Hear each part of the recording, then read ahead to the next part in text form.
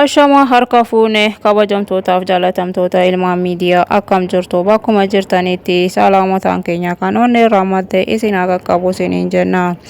Egaa galgalarraa sa'aatiin 4 ta'eera.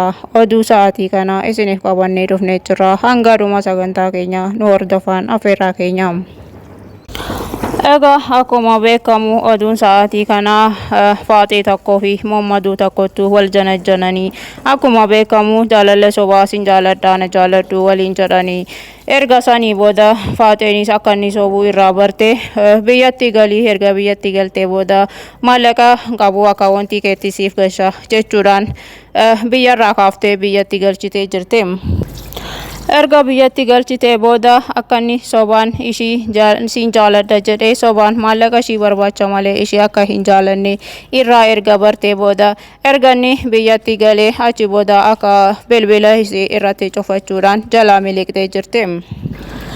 Mammaduun keenyas akkasiin bilbila irraa cufatte baree tasfaa kutachuudhaan boo'ichaan imimmaan lolaasaati gara hawaasa miidiyaatti gadi dhufee naaf beekaa miidhameen jira jedhee hawaasatti himataa jira. Egaa wanni inni iyyate mijatuu dhabuu isaatiif hedduu takka gaddee jira.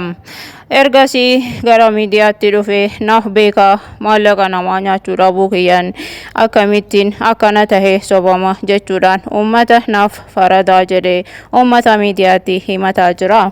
Warri miidiyaa hoo jecha kanaaf gaaffii kanaaf mee deebii maal qabdu laata?